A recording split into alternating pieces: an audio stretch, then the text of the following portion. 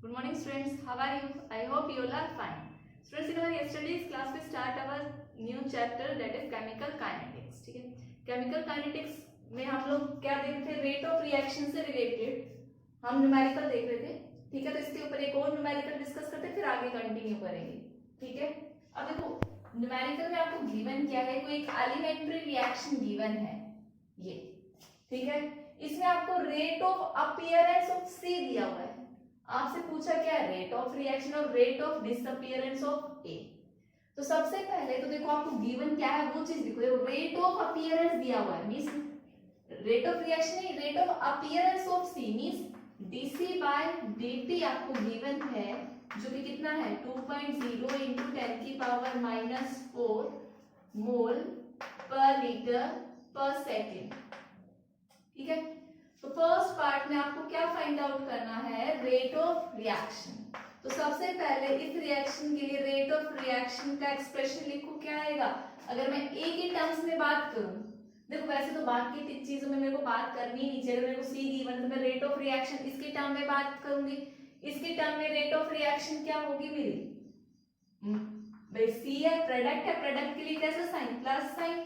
Stoichiometric coefficient कितना है? 3, तो 1/3 dc by dt. ये आपका क्या हो जाएगा? Rate of reaction. आपको dc by dt गिवन है, तो क्या करोगे आप? 3 से इसको डिवाइड कर दोगे तो आंसर क्या आ जाएगा? 2.0/3 इंटू 10 की पावर -4 मोल पर लीटर पर सेकेंड. आप इसको सॉल्व कर लेना. ठीक है, बी पार्ट क्या पूछा है आपसे? रेट ऑफ डिसअपीयरेंस ऑफ ए. ठीक है, तो देखो भाई अगर मैं ए के टर्म्स में rate of disappearance of A आपसे पूछा तो आपको निकालना क्या है? DA by dt find out करना है.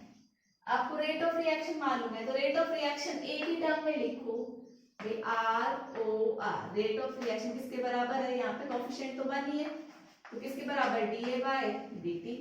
मींस आपको फाइंड आउट क्या करना है? देखो रेट ऑफ डिसअपीयरेंस है, माइनस साइन तो आगे आएगा ही. ठीक है, सो ये किसके बराबर हो गया? रेट ऑफ रिएक्शन के. मींस इसकी वैल्यू भी कितनी होगी? यही होगी सेम इंटू 10 की पावर -4 डिवाइडेड बाय 3. इसको सॉल्व कर लेना. ठीक है, तो ऐसे क्वेश्चन एग्जाम में 1 मार्क 2 मार्क में पूछ सकते हैं, तो आपको इस टाइप के क्वेश्चंस की एक प्रैक्टिस करनी है.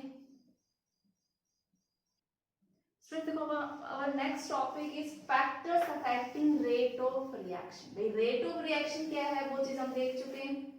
Change in concentration of reactant या फिर product divided by time taken. Basically ये बताते हैं कि रिएक्शन कितनी स्पीड से हो रही है. ठीक है, हमें ये चेक करना है. तो देखो पहला फैक्टर है कंसंट्रेशन ऑफ रिएक्टेंट. कैसे डिपेंड करेगा रेट ऑफ? कैसे बताएगा कि रेट ऑफ रिएक्शन फास्ट हो रही है स्लो? सपोज करो आपके पास ये रिएक्टेंट है A प्लस बी, किसमें कन्वर्ट हो रहा है? C में हो रहा है, या फिर A मान लो A कन्वर्ट हो रहा है B में. अगर मैं A के अमाउंट ज्यादा लूंगी, मेरे पास जब A ज्यादा होगा तो फास्टली कन्वर्ट होगा B में. ठीक है, और जैसे जैसे A की कंसंट्रेशन घटती जाएगी तो रेट ऑफ रिएक्शन भी क्या हो जाएगा? स्लो डाउन होता जाएगा. इट मींस जब हमारे पास रिएक्टेंट ज्यादा होगा तभी तो वो प्रोडक्ट में कन्वर्ट होगा. अगर यही कम हुआ तो ये इधर कम जाएगा, तो ऑब्वियस सी बात है कि रेट क्या हो जाएगी? अगर A को बढ़ाओगे तो इंक्रीज करेगा और A की कंसंट्रेशन को घटाओगे तो डिक्रीज करेगा. ठीक है, तो आप रेट ऑफ रिएक्टेंट में क्या, कंसंट्रेशन ऑफ रिएक्टेंट में क्या लिख सकते हो? अगर कंसंट्रेशन ऑफ रिएक्टेंट क्या है आपकी इंक्रीज कर रही है, इसी के साथ आपका ROR रेट ऑफ रिएक्शन भी क्या करेगा? इंक्रीज करेगा. ठीक है, नेक्स्ट फैक्टर है टेम्परेचर. देखो एक्सपेरिमेंटली ये देखा गया जनरली जो रेट ऑफ रिएक्शन है डिपेंड करता है, जैसे जैसे टेम्परेचर इंक्रीज करेगा आपका रेट ऑफ रिएक्शन भी क्या होता है? इंक्रीज होता है. और अगर जनरली बात करूं मैं तो डबल हो जाता है, और कुछ केसेस में तो ट्रिपल. किस किस केस में? अगर आप देखो टेम्परेचर बढ़ाओगे तो रेट ऑफ रिएक्शन भी बढ़ेगा. बट ये देखा गया जब आप किसी रिएक्शन का टेम्परेचर कितना डिग्री सेल्सियस तक इंक्रीज कर दे, 10 डिग्री सेल्सियस से, अगर 10 डिग्री सेल्सियस आपने बढ़ा दिया तो लगभग जो आपका ROR है वो क्या तो डबल हो जाता है और ट्रिपल भी हो जाता है. वो रिएक्शन में जनरली डबल होता है, कुछ केसेस में ट्रिपल भी हो जाता है with every increase of 10 degree Celsius. अगर आपके पास दोनों ऑप्शन होंगे ऑब्जेक्टिव में कि बताओ 10 डिग्री बढ़ाने पे कितना रेट ऑफ रिएक्शन इंक्रीज आता है, तो आप 2 करोगे, ठीक है। और सपोज करो 2 नहीं है, बाकी जैसे 4 दे दिया, 5 दे दिया, 1 दे दिया, तो आप 3 पे टिक करोगे, ठीक है। प्रीफरेंस हम 2 को देंगे। नेक्स्ट है कैटलिस्ट, ठीक है। तो कैटलिस्ट क्या होता है, ये सब आप लोगों को पता है। ऐसा सब्सटेंस जो क्या करता है, रिएक्शन को कराता है without taking part in a chemical reaction, reaction में बिना टेक पार्ट किए रिएक्शन को कराता है। इसका काम क्या है, अल्टरनेट पाथ प्रोवाइड करना है, ठीक है। तो अब आप जरा सोचो, कैटलिस्ट इंक्रीज करेगा या डिक्रीज करेगा किसी जो रेट ऑफ रिएक्शन है, भाई डिपेंड करता है।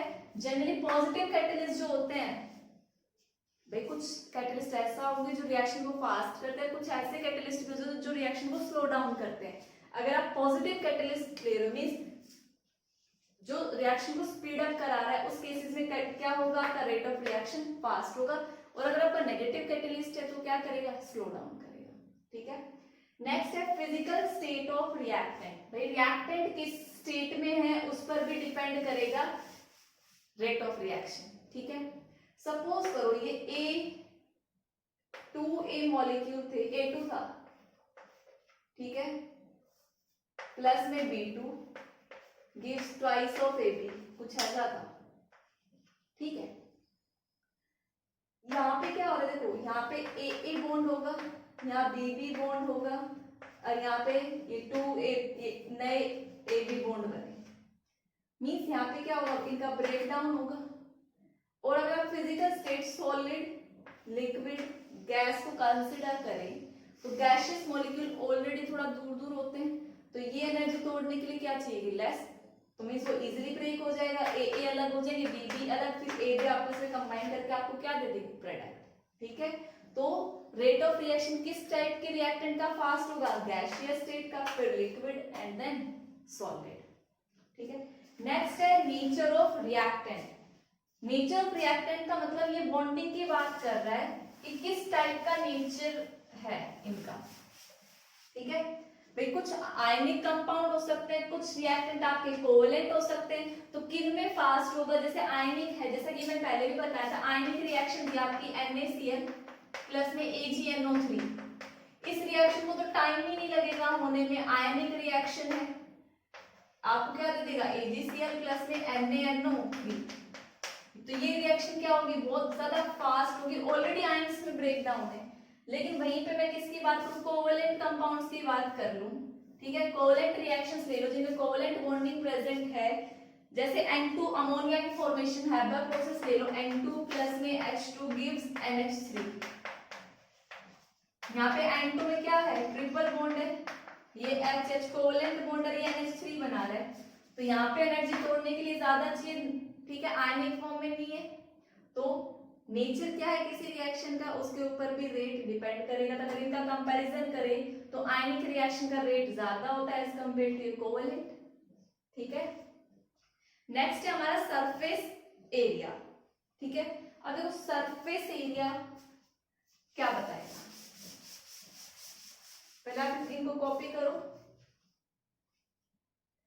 तो देखो सरफेस एरिया जनरली ये किसने बात कर रहा है, सॉलिड्स की बात चल रही है यहाँ पे, जब सरफेस एरिया की बात हुई है, ठीक है। देखो जो सॉलिड्स होते हैं, अगर किसी रिएक्शन को होने के लिए सरफेस एरिया ज्यादा मिला, ज्यादा रिएक्टेंट आके रिएक्शन कर रहे हैं, तो जिसमें ज्यादा सरफेस एरिया होगा उसका रेट ऑफ रिएक्शन भी क्या होगा, ज्यादा। तो आप बोल सकते हो rate of reaction is directly proportional to surface area, जितना ज्यादा सरफेस एरिया उतना ही ज्यादा आपका rate of reaction. Last point है इंटेंसिटी ऑफ लाइट। देखो कुछ रिएक्शंस ऐसी हैं जो लाइट की इंटेंसिटी पे डिपेंड करती हैं। फॉर एग्जांपल आपने पढ़ा था क्लोरीनेशन ऑफ मीथेन वाली रिएक्शन देखी है, या फिर H2 प्लस Cl2 HCl बनाता है, ये वाली रिएक्शन भी क्या है, H2 प्लस Cl2 HCl, ये H न्यू की प्रेजेंस में होती है, ठीक है। सो ये किस पे डिपेंड करेगी, अगर ये लाइट ना हो तो यहाँ पे क्लीवेज नहीं होगा, होमोलिटिक क्लीवेज नहीं होगा, ठीक है। आप चाहे H2 Cl2 के अमाउंट कितने भी ज्यादा ले लो, यहाँ पे अमाउंट पे डिपेंड नहीं करेगा। आप डार्क कर दो, H2 प्लस Cl2 रख दो, रिएक्शन नहीं होगी। यहाँ पे किस पे डिपेंड कर रहा है, एच न्यू पे। अगर सनलाइट है तो रिएक्शन है, अदरवाइज नहीं है। इस टाइप की रिएक्शन को हम क्या बोलते हैं, फोटोकेमिकल रिएक्शन। फोटोकेमिकल रिएक्शन, तो आप बोल सकते हो लाइक जो फोटोकेमिकल रिएक्शंस होती हैं उनमें रेट ऑफ रिएक्शन किस पे डिपेंड करता है, इंटेंसिटी ऑफ लाइट पर। ठीक है, सो स्टूडेंट हमने वन बाय वन ये सारे फैक्टर्स डिस्कस करे, इनकी एक्सप्लेनेशन आपको देखनी है, मैंने समझा दिया पॉइंट वाइज। ठीक है, टॉपिक को कॉपी करो। Student our next topic is law of mass action. देखो वेरी इंपॉर्टेंट है, काफी बार इसकी स्टेटमेंट पूछ लेते हैं एग्जाम में, what is law of mass action. देखो लॉ ऑफ मास एक्शन क्या बताता है, रेट ही बताता है। According to this law, rate of a reaction, rate of a reaction is directly proportional, ध्यान से देखना, directly proportional to the product of active mass of reactant, product of active mass of reactant। ठीक है, इसके बाद is raise to the power, is raise to the power of their stoichiometric coefficient.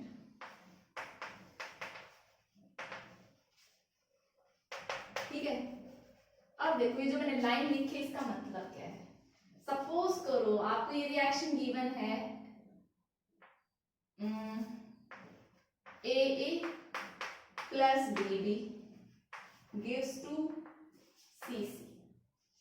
ठीक है, तो कह रहा है अगर आपके पास कोई बैलेंस्ड केमिकल इक्वेशन है, अकॉर्डिंग टू दिस लॉ, अगर आपके पास कोई बैलेंस्ड केमिकल इक्वेशन है तो आप इसका रेट बता सकते हो। क्या रेट क्या होगा, इस डायरेक्टली प्रोपोर्शनल होगा, पहली बात उनके active mass of, product of active mass of reactant, reactant के एक्टिव मास का product means active mass of A क्या होगा भाई, कंसंट्रेशन होगी, इनटू में कंसंट्रेशन ऑफ बी पे प्रोडक्ट लिख दिया, और फिर उनकी पावर जाएगी उनके स्टोकियोमेट्रिक कोएफिशिएंट। इसका स्टोकियोमेट्रिक कोएफिशिएंट कितना है, ए, तो इसकी पावर, इसका स्टोकियोमेट्रिक कोएफिशिएंट क्या है, बी, इसकी पावर। ठीक है, तो ये क्या बन गया हमारा रेट। अब डायरेक्टली प्रोपोर्शनल हटाओगे तो रेट क्या हो जाएगा, इज इक्वल टू के, ए की पावर ए, बी की पावर बी। ये है रेट लॉ एक्सप्रेशन किसी भी रिएक्शन का। ठीक है, जो भी हो रिएक्टेंट का क्या करो, एक्टिव मास का प्रोडक्ट, और जो स्टोकियोमेट्रिक कोएफिशिएंट है वो उनकी पावर में, ये लॉ ऑफ मास एक्शन बताता है। बट एक्सपेरिमेंटली ऐसा पॉसिबल नहीं है। अब क्यों नहीं है वो अब हम आगे देखेंगे, पहले आप इसको कॉपी करो। सो स्टूडेंट्स ये हमने देखा था कि according to law of mass action के अकॉर्डिंग रेट ये आता है, बट एक्सपेरिमेंटली जो पावर है वो हमेशा नॉट, देखो कभी कभी हो सकती है बट हमेशा डिपेंड नहीं करती। ठीक है, आप लिख सकते हो but experimentally it is observed that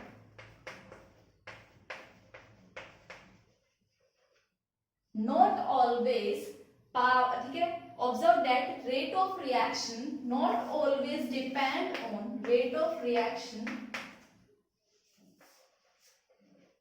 not always depend on stoichiometric coefficient। ठीक है, भाई डिपेंड तो करता है पावर पे, बट जरूरी नहीं है वो आपका स्टोकियोमेट्रिक कोएफिशिएंट हो, मींस वो आपकी वैल्यू ए ही हो और आपकी वैल्यू बी ही हो। तो क्या हो सकता है, आपका रेट इज इक्वल टू, भाई प्रोडक्ट होगा एक्टिव मास, देखो रेट कांस्टेंट आएगा के क्या है यहाँ पे, रेट कांस्टेंट, प्रोडक्ट होगा रिएक्टेंट का। ठीक है, बट पावर में क्या होगा वो हमें नहीं पता, आप x कोई भी पावर और y कोई भी पावर ये होगा।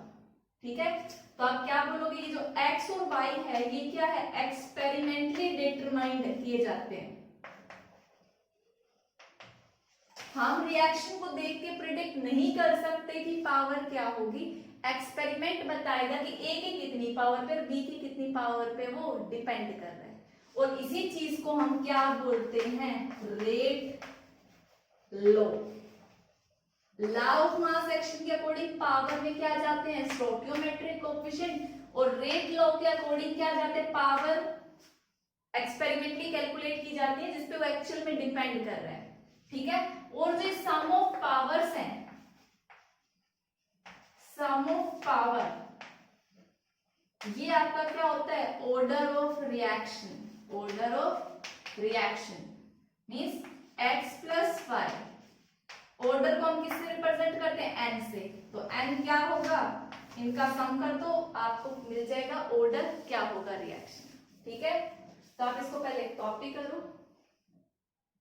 स्टूडेंट्स नेक्स्ट टॉपिक है यूनिट ऑफ के, जो कि बहुत इंपॉर्टेंट टॉपिक है, पॉइंट है जो आपको देखना है, ठीक है।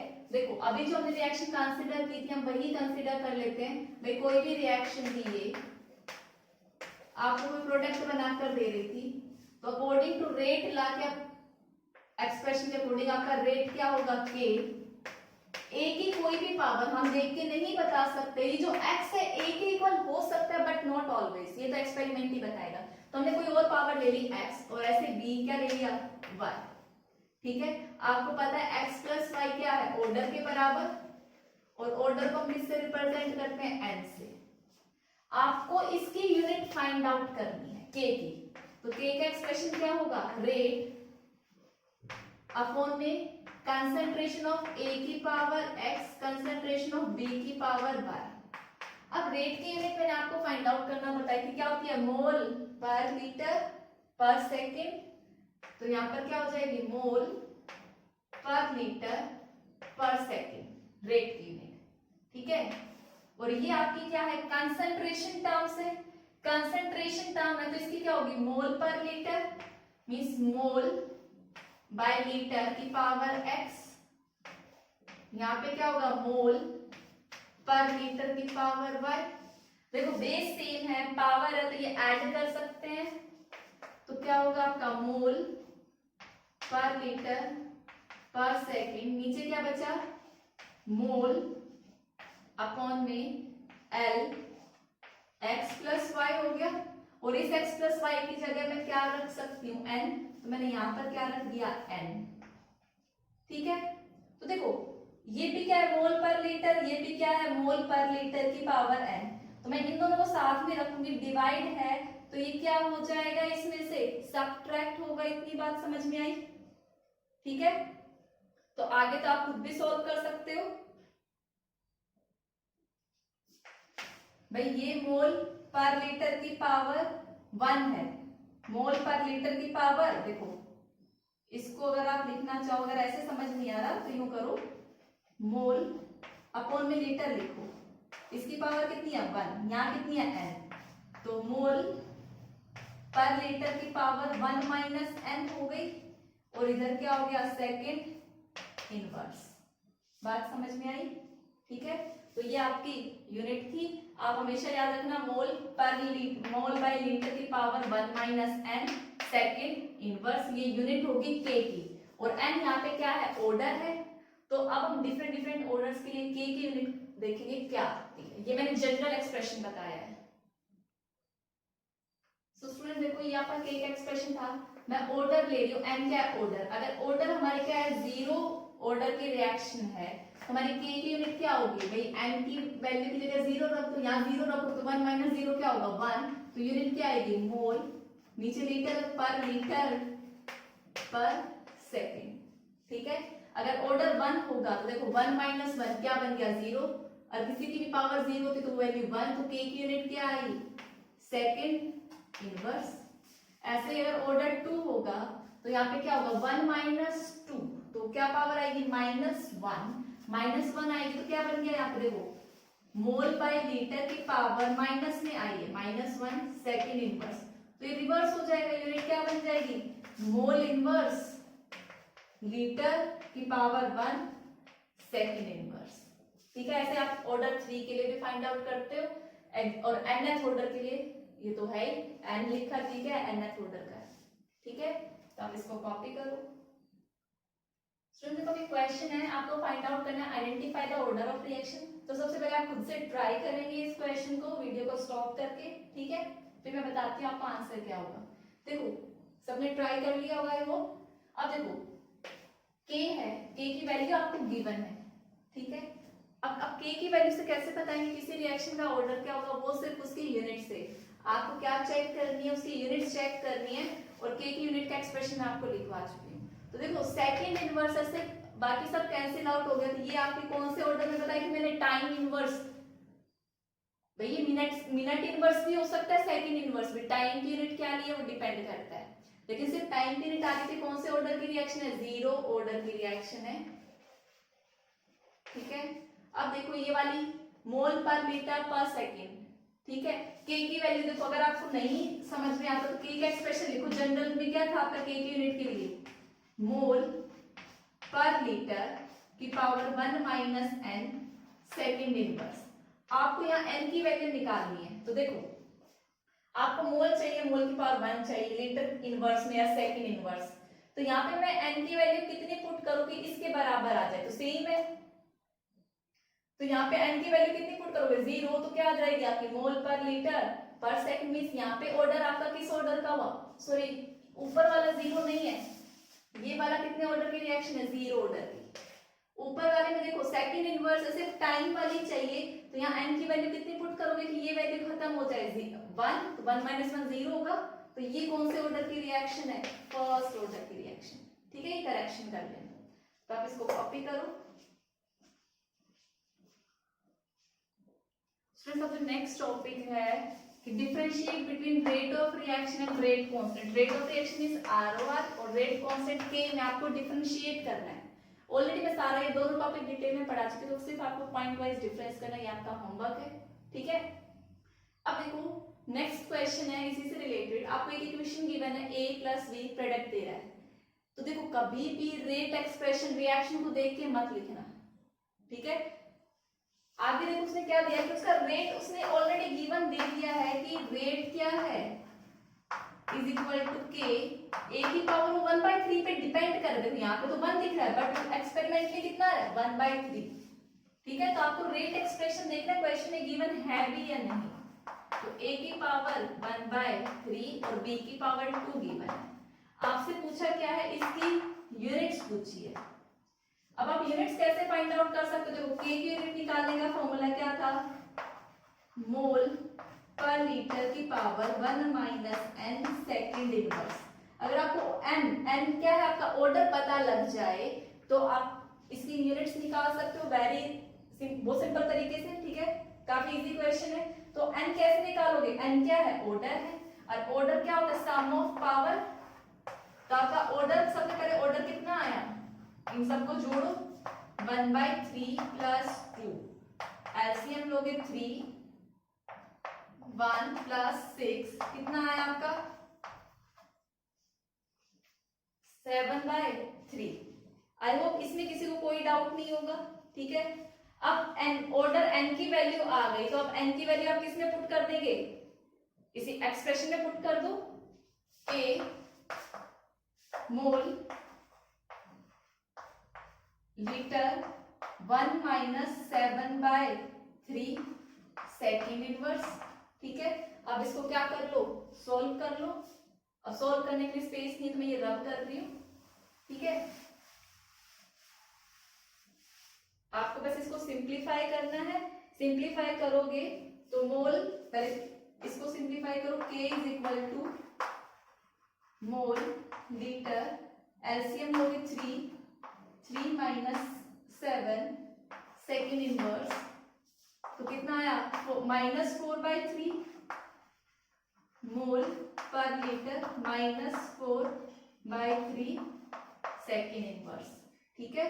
तो इसको अगर रिवर्स करना है, प्लस साइन करना है, तब कैसे कर दोगे, इसको रिवर्स कर दो, लीटर ऊपर कर दो, मोल को नीचे कर दो, तो वो प्लस में हो जाएगा। फिर सिंपली क्या लिख सकते हो आप, मोल की पावर कितनी होगी -4/3 लीटर सेकेंड इनवर्स। वो अब क्वेश्चन में कैसे दिया गया आप उस अकॉर्डिंग आंसर रिपोर्ट कर सकते हो। तो आपकी यूनिट क्या बन गई यहाँ पे अगर और सिंप्लीफाई भी करना है तो सिंपली लिख दो मोल की पावर -4/3। ये देखो लीटर इनवर्स जाएगा, ये ऊपर लेके जाऊं तो माइनस से माइनस कैंसिल हो जाएगा, तो क्या बच गया आपका लीटर की पावर 4/3 और ये सेकंड इनवर्स। ठीक है, तो आप इसको कॉपी करो। सो स्टूडेंट्स, आज हमने क्या देखा, लॉ ऑफ मास सेक्शन देखा और रेट लॉ देखा। ठीक है, अब रेट लॉ क्या है, एक्सपेरिमेंटल क्वांटिटी है। अब फिर हमने क्या देखी, रेट कांस्टेंट्स की यूनिट। बहुत इंपॉर्टेंट टॉपिक है रेट कांस्टेंट वाला, यूनिट्स का हर ईयर क्वेश्चन आ ही जाते हैं एक बार इससे रिलेटेड, तो आपको बहुत अच्छे से करना है। मैंने कुछ न्यूमेरिकल्स भी कराए और आपको differentiate between order of rate of reaction और के रेट कांस्टेंट के बीच में आना चाहिए। ठीक है, तो आपको क्या करना है, इससे रिलेटेड एनसीईआरटी क्वेश्चन जितने हैं उनकी प्रैक्टिस करनी है और विच बुक यू हैव उससे रिलेटेड क्वेश्चंस देखने हैं। ठीक है, तो that's all for today's lecture. Thank you and have a nice day.